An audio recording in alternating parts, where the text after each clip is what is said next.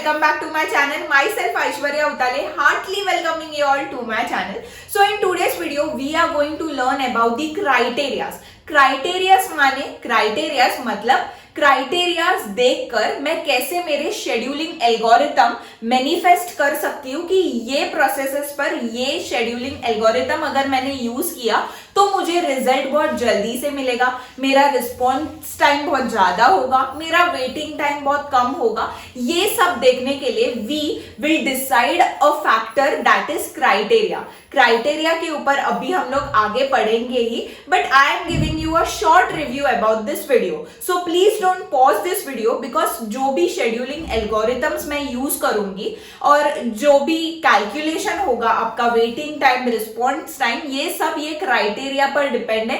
ये फॉर्मूलाज जो मैं आपको बताऊंगी आगे जाके उस पर डिपेंड है। So please don't pause this video and watch this video till the end. So let's get started with today's video. So at the start of this video सबके माइंड में एक क्वेश्चन आएगा, what you mean by criteria. Criteria माने, let's take an example, there are two human beings. One human being is not talking with anyone. He is just quite enjoying his alone time. And one human being is talking and interacting with many people. So मैं first human being को देखूं तो मैं has judge या has decision making करूं तो he is introvert type of person. But the second one, जब भी मैं देखती हूँ तभी वो interact कर रहा है तो I mean कि वो extrovert type of person है। मतलब मैंने दो प्रिंसिपल्स के बेस पर मैंने डिसीजन मेकिंग लिया। सो ये होता है क्राइटेरिया। जब भी मेरे प्रोसेस में बहुत सारे प्रोसेसेस होंगे, दैट इज मल्टी प्रोग्रामिंग होंगी, तो एक प्रोसेस सीपीयू होगा, एक प्रोसेस इनपुट आउटपुट होगा, कोई प्रोसेस स्लो वर्क करेगा, कोई प्रोसेस बहुत जल्दी एग्जीक्यूट होगा। सो ये सब प्रोसेसेस को देके आई विल क्लेम या I will make a decision based on that. So ये है क्राइटेरिया। बट ये क्राइटेरिया या ये डिसीजन किस बेस्ड पर किया जाता है उसको कहते हैं criterias. So there are several type of criterias, आगे जाके पढ़ेंगे इन डिटेल, बट ये होता है क्राइटेरिया का मीनिंग। और ये पिक्चर में आया इसलिए शेड्यूलिंग एल्गोरिथम जब हम यूज करते हैं तो कौन सा क्राइटेरिया देखकर कौन सा शेड्यूलिंग एल्गोरिथम यूज करना चाहिए, इसलिए we have this brief explanation about criteria based and criteria on scheduling algorithm. So let's get started with the further explanation. So my system has many process ongoing कि बस उनको execute करना है। हर एक process हाथ ऊपर करते रहेंगे कि मुझे एग्जीक्यूट होना है, मुझे टाइम दो, मुझे एग्जीक्यूट होना है, मुझे टाइम दो। तो ये सब प्रोसेसेस मेरे एक ही सिस्टम में है तो मैं इसको मल्टी प्रोग्रामिंग कहती हूँ। तो ये degree of multi programming depend मेरे सीपीयू स्केड्यूलिंग एल्गोरिथम पर होता है, जो काम मेरा शॉर्ट टर्म स्केड्यूलर करता है। आपको ये स्केड्यूलर के बारे में पता ही होगा अगर आपने मेरे प्रीवियस वीडियो देखे हैं। अगर नहीं देखे हैं तो प्लीज गो वॉच, क्योंकि मैंने बहुत डिटेल में पढ़ाया है। तो हैश शेड्यूलिंग एल्गोरिथम बहुत काम करता है degree of multi programming. Degree of multi programming मतलब there are many processes, but basically there are two types of processes, that is first is the CPU bound process and the second is the input output process या input output bounded process. So what you mean by CPU bounded process, जो CPU execution के लिए जो process बहुत ज्यादा usage या बहुत ज्यादा रिक्वायरमेंट होता है उसको कहते हैं सीपीयू बाउंडेड। और what you mean bye IO bound, जब भी आईओ डिवाइस की रिक्वायरमेंट होगी या आईओ डिवाइस से कोई रिसोर्स चाहिए होगा for that process to execute, तो उसको कहते हैं आईओ बाउंडेड रिसोर्स या IO bounded process. So there are two types of process. Mainly बहुत ज्यादा जल्दी एग्जीक्यूट होना और जल्दी रिजल्ट देने वाले प्रोसेस होते हैं मेरे आईओ बाउंडेड प्रोसेस। उनको बहुत जल्दी से एग्जीक्यूट होना होता है एंड उनका रिजल्ट या रिसोर्स भी बहुत जल्दी से मिल जाता है। बट सीपीयू बाउंडेड थोड़ा टाइम लेता है क्योंकि बहुत सारे प्रोसेस होते हैं जिनको एग्जीक्यूट होना होता है सीपीयू से एंड उनको एंड होके रेस्ट करना होता है, इसलिए CPU bound take more time to execute while in compare to the input output जो प्रोसेस होते हैं वो बहुत जल्दी एग्जीक्यूट हो सकते हैं। तो ये सब प्रोसेसेस, ये इनमें बस एक ही प्रोसेस नहीं होगा, दो ही प्रोसेस नहीं, there are bulk of process, there are chunks of process on going in my system जो रेडी क्यू में बैठे हैं। तो जब भी मैं ये रेडी क्यू में बैठे हुए प्रोसेस को देखती हूँ तब व्हाट आई रियलाइज कि इनमें कौन सा एल्गोरिथम यूज किया जाए सो दैट मुझे बहुत जल्दी से मेरा रिस्पॉन्स टाइम मिले या ये प्रोसेस बहुत जल्दी से एग्जीक्यूट हो। तो इसलिए मेरे क्राइटेरियाज आते हैं पिक्चर में। So there are various types of criteria. The first criteria is the CPU utilization, the second criteria is the throughput, the third criteria is the turnaround time, the fourth criteria is the waiting time, the fifth criteria is the response time, and the sixth and the main criteria is the fairness. So what you mean by all these criteria in detail हम पढ़ेंगे. So let's take the first criteria, that is CPU utilization. What you mean by CPU utilization? अगर there are बहुत सारे processes ongoing है तो मेरे कितने time मेरा सीपीयू एग्जीक्यूट हो रहा है या कितने टाइम वो मिंगल है किसी प्रोसेस पर या बिजी है किसी प्रोसेस पर, इसको कहते हैं सीपीयू यूटिलाइजेशन। मतलब the amount of time my CPU is busy doing his work, this time is called as the CPU utilization या CPU utilization time. So the second main important criteria is the throughput. So what you mean by throughput? There are various ongoing process जिसको execute होना है। Let's take an example.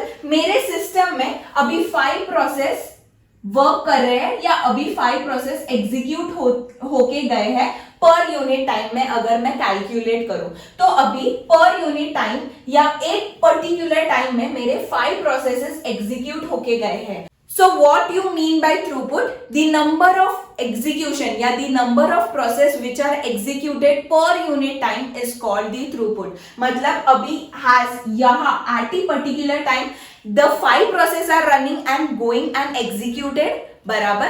तो ये मेरे number of throughput at this particular per unit of time is 5 process. That means throughput कैसे निकालते हैं? The number of processes या the total number of processes executed eight a particular unit of time is called my throughput. The third important criteria is the turn around time. What you mean by turn around time? जब भी मेरा process एक particular time पर arrive होता है running state पर and from that particular time वो जब तक कंप्लीट नहीं होता तब तक मैं जो टाइम कैलकुलेट करती हूँ वो है मेरा turn around time.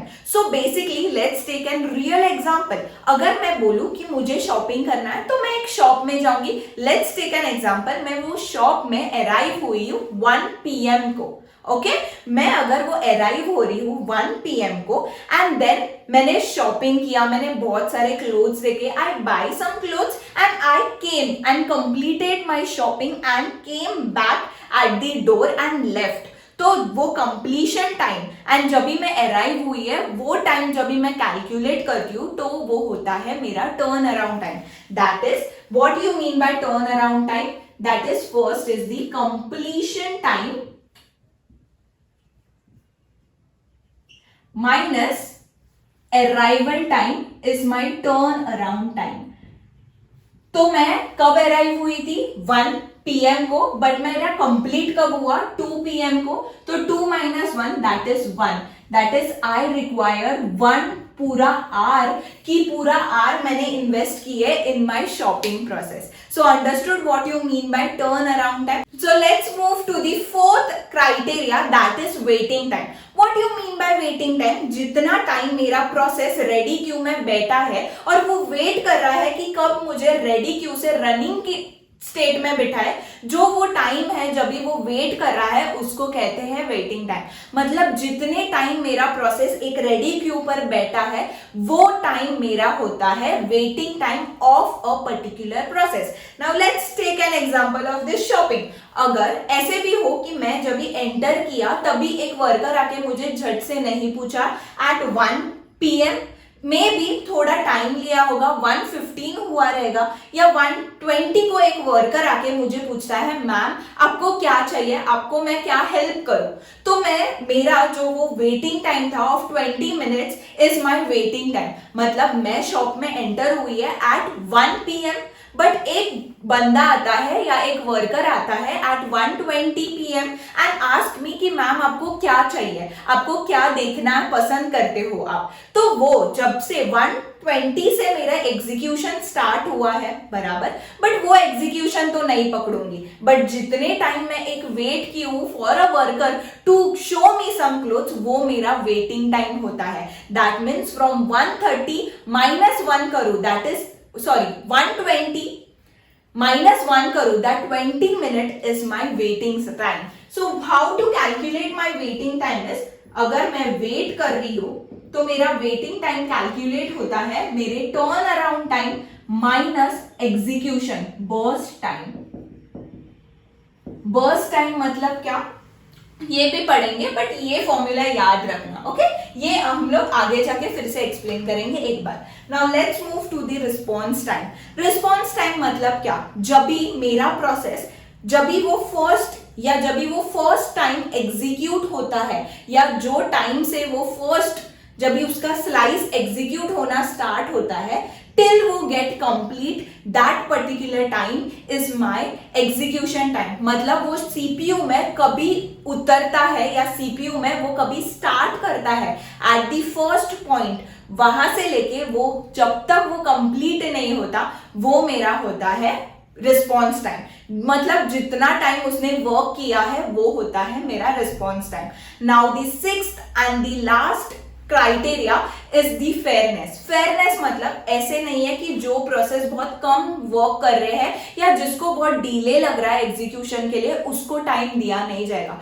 Every process must get the same time, कि अगर वो प्रोसेस उसको कम वर्क करना है या वो स्लो है, still we have to give that particular slot to that process, कि उनको भी एग्जीक्यूट करने मिलना चाहिए। ऐसे नहीं कि वो एग्जीक्यूट नहीं करे और स्टार्वेशन या डेडलॉक में जाए। इसलिए हर एक प्रोसेस को एक फेयरनेस टाइम दिया जाएगा, हर एक प्रोसेस को एग्जीक्यूट करने देंगे। ऐसे नहीं है कि कोई यहाँ पार्शियलिटी होगी, ये होता है fairness. So this is the criteria based on the operating system या दी शेड्यूलिंग, की कैसे शेड्यूल करना है मेरे एल्गोरिथम्स को। So this are the 6 criteria. In the next video I will explain you about this formulas in detail, कि क्या होता है अराइवल टाइम, क्या होता है बर्स्ट टाइम, क्या होता है waiting time. I just give you a short review about this. So let's meet at the next video. उसके पहले let's do one thing, a free का काम, that is like, share and subscribe to my channel so that ऐश्वर्या pop up होगी कि आज कोई तो नया वीडियो डाला है। Bye bye.